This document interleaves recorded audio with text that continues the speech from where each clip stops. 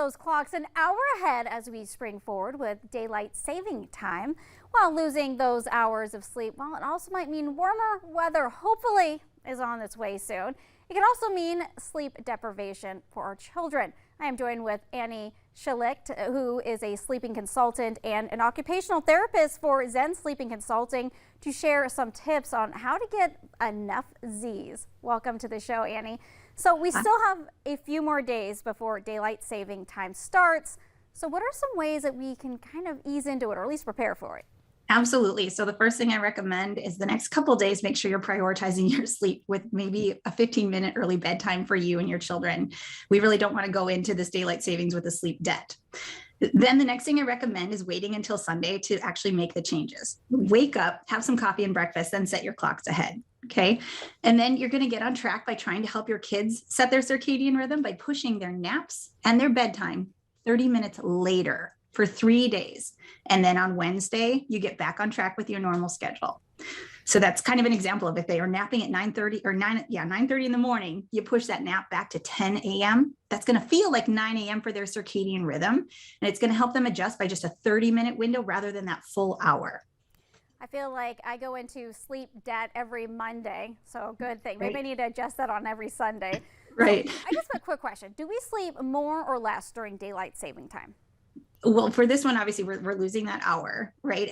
But during the summer months, I feel like most of my clients sleep better during the summer months because they're outside getting all of that direct sunlight, which helps with our serotonin levels, which also increases our melatonin.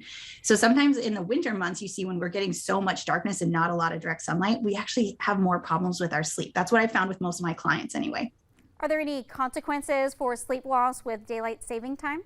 Oh, absolutely. There's actually research studies that have shown that there's a higher prevalence of car accidents and heart attacks actually the week following daylight savings in the spring.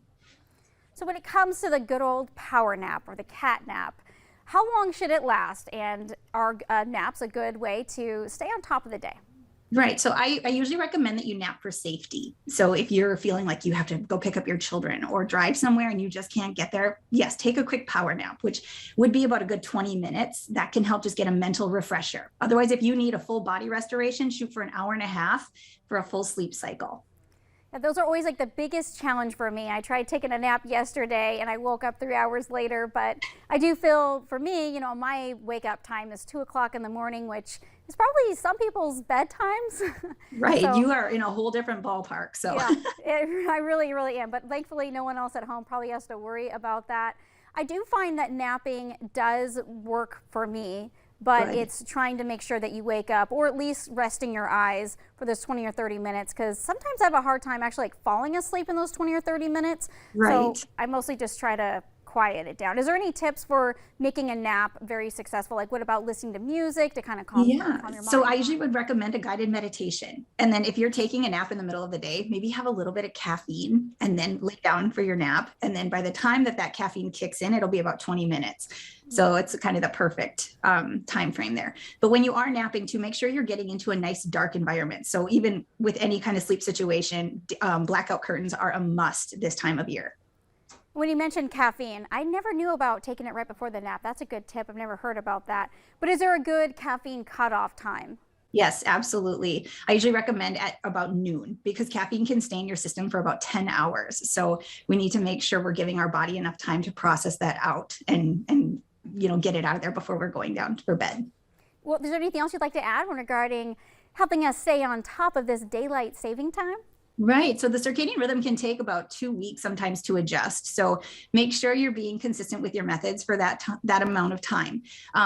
In the very early morning, get outside for some bright sunlight because that's going to help set your circadian rhythm and give you a nice boost of cortisol, which we need in the morning. And it's also going to help your melatonin levels at night. And then if you need extra help, please reach out. I'm always here for micro consults. Thank you so much for joining us, Annie. Hopefully we'll have you back on the show again soon. Coming up on the Today's Show, our next guest is very high demand with spring thaw on its way. Legacy Plumbing is here.